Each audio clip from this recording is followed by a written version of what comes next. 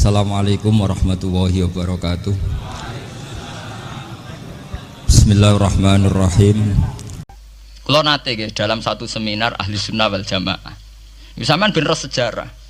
Kenapa tahu-tahu kita ini merasa sunni, dan setelah merasa sunni seakan-akan kita ini paling benar, atau yang di luar sunni adalah salah. Padahal kita tahu Islam dimulai dari Muhammad. Istilah Islam populer itu mulai Nabi Muhammad. Meskipun secara sejarah istilah itu dimulai Nabi Ibrahim. Ini mulai populer itu era Nabi Muhammad. Kemudian Nabi Muhammad itu sebagian riwayat hanya ngendikan ketika banyak firqah, itu yang benar adalah ahli sunnah wal jamaah. Ketika Nabi ditanya wama alamatu dzalik atau manhum dzalik ya Rasulullah, jawab Nabi ma ana alaihil yauma wa ashabi, ya satu kelompok yang ngikuti perilaku saya dan perilaku para sahabat saya. Tapi ya dawuh begini itu kan nggak jelas, artinya nggak jelas itu ya sahabat yang mana? Wong sahabat itu nak era Abu Bakar anute gampang era karuan, wong anane mau Pak Abu Bakar. Era Umar enak anut era karuan, jenenge anane mau Pak Umar tok. Era Utsman jek rada enak. Bareng era Ali sahabat sing ndi? Sayyidina Ali bentrok ambek Muawiyah, ki anut sing ndi? Jare kelompok Ali sahabat sing bener Ali, jare kelompok Muawiyah ki anut sing ndi? Ki anut Ali kudu buak Muawiyah, anut Muawiyah kudu buak Ali. Anut P3 kiai ini iku nak PKNU iku kudu buak salah si sitok. Lane nak kiai PKNU pidato wong kudu anut kiai, sampun mbah anut kiai tapi mboten jenengan, tepakan kiai kula P3. Anggo sing P3 yang ngono wong kudu anut kiai pun mbah kula pun anut kiai, cuma tepakan kiai kula PKNU. Lah padha era sahabat ki ngoten. Aku wis anut sahabat, tepakan sing tak anut Sayyidina Ali. Jare pengikut Muawiyah, aku ya anut sahabat, cuma sing tak anut Muawiyah. Bar sakniki pun buletan, Bro. Lah semenjak iku wis bulet-buletan. Lah ning dinggon angger sejarah iku wis bulet. Wong sok suci itu paling bahaya dalam sejarah. Eling-eling santri sing khusuk-khusuk. Mulane mboten niki sejarah. Mulane Kiai Memun, kiai-kiai ngalim rata-rata gedeng santri khusuk dalam hal sejarah. Akhirnya ono kelompok sing sok khusuk, yaiku moh tukaran, ya moh partai, moh kelompok-kelompokan. Ngerasa bener dhewe iku sing disebut kelompok Khawarij. Wong Khawarij iku darani dosa gedhe murtad saking khusuke. Ora ana dosa cilik, kabeh dosa iku gedhe. Mergo dosa iku bentuk pelanggaran terhadap Allah Subhanahu wa taala. Wis entek khusuke wong Khawarij. Ora ana wong khusuk dalam sejarah kaya wong Khawarij.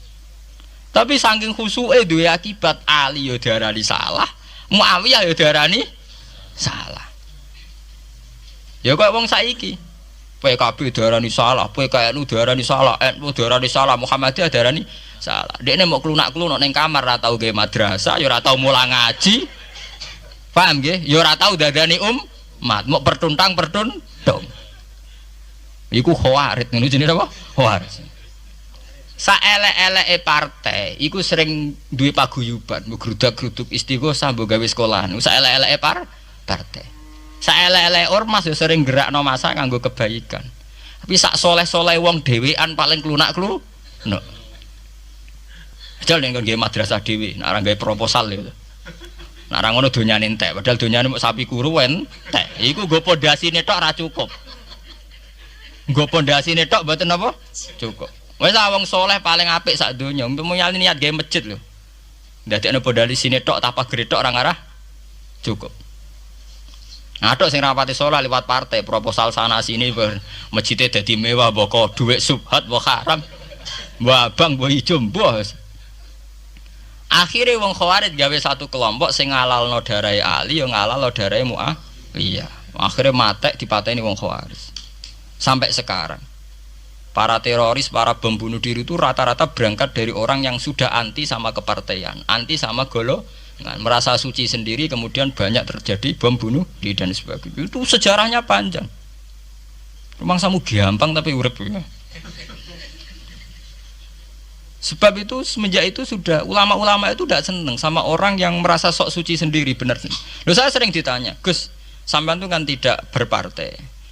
Terus kalau organisasi di Indonesia yang kapan ikuti apa? Tak jawab. Asal NU atau Muhammadiyah itu mayoritas, saya hanya ada di antara dua itu. Asal mayoritas, masih mayoritas. Soal aku tidak pengurus, memang tidak pengurus, tapi saya milih di antara NU atau Muhammadiyah asal masih mayoritas. Secara organisasi lah.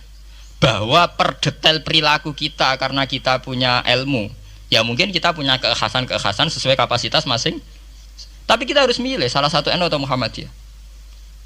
Karena ya Nabi sering pesan bahirul muslimin wa man sadza fin nar alaikum bil jamaah fa inna yadawahi ma'al jamaah wa man sadza finnar. Kamu harus ikut kelompok mayoritas. Kamu nggak boleh hidup sendiri. Wa man sadza finnar, yang merasa benar sendiri masuk neraka. Ya karena itu tadi ada madrasah karena dibikin kelompok NU. Nanti ada sekolahan modern yang menjadi izzatil Islam wal muslimin melawan wong Kristen atau wong fasik, ya sekolahan Muhammadiyah. Ngerono madrasah ono turutan ono agar penceng jasane wong NU. Ono sekolahan sing iso bersaing mbek non muslim wae Muhammadiyah. Ya itu saja kita. Karena kalau tidak direduksi begini, kita akan ikut kelompok-kelompok kecil yang merasa benar sendiri. Misalnya kelompok-kelompok yang kecil-kecil sing aneh-aneh. Itu kan mereka lebih orisinil. Tapi saat orisinil kelompok kecil tuh luwih ngeri. Misalnya kayak kemarin ada kelompok An-Nazir. An-Nazir mungkin dia bisa ngepas no dawe Nabi. Yang sing rambutnya diping nih loh. Sing tenggene japos bodone beda mek bodo kita. Saya tuh pernah melihat di Metro, ini cerita intelektual. Pernah lihat di Metro wawancaranya ketua Jamaah An-Nazir. Itu dalam banyak hal memang mereka ingin memiripkan sama Nabi. Misalnya rambut dipilok, diping. Dalam sejarah sampean takok ahli hadis, memang Nabi Sayyidina Umar Bakar tuh rambutnya apa di apa itu disemir. Terus mereka kalau sholat isya itu akhir, katanya Nabi kalau sholat isya sulusul lail dan sebagainya. Tapi apa sisi yang dari itu terus kemudian merasa persis Nabi? Wong Nabi itu macam-macam. Beliau hidup itu berapa tahun? 23 tahun. Semenjak beliau jadi Nabi itu ngalami kenabian pinten 33 tahun. Dan itu punya ikhwal-ikhwal yang rawan ada nasah mansuh. Seperti sekarang di Pondok Indramayu di mana-mana ada satu kelompok yang anggap kehidupan sekarang itu adalah periode Makkiyah. Periode Makkiyah itu satu periode yang dimana sholat rapati wajib, zina rapati haram, nyabu rapati. Ya ada kelompok-kelompok di kota-kota begitu. Di kota-kota juga banyak orang yang sama orang zina itu biasa, sama orang nyabu biasa. Mereka sendiri tetap mengharamkan zina, tapi nggak perlu dilawan. Sehingga polemik ketika FPI begitu ada yang mengatakan periode sekarang itu mirip Makkiyah, di mana kemungkaran nggak perlu dilawan, yaitu bil hikmati wal mau'izatil hasanah. Ada orang yang menafsirkan Islam sekarang itu sudah periode Madaniyah, sehingga kemungkaran harus dilawan. Yang kayak FPI itu yang anggap sekarang sudah periode Madaniyah. Lah itu kan artinya begini, semua itu toh mengklaim mirip-mirip niru Kanjeng Nabi. Masalahnya semua itu juga ngeklaim mirip-mirip niru Kanjeng Nabi. Terus kemudian ini cerita Malik ahli sunnah. Kemudian sejarah memanjang. Sausi Ali bin Muawiyah keok, Sayyidina Ali keok di putra Sayyid Husain. Sayyid Husain kon ngakoni pemerintahane Yazid teng Syam. Sayyid Husain boten kersa. Idzan al mautu khairun li. Kalau begitu lebih baik mati. Terus dibantai teng Karbala.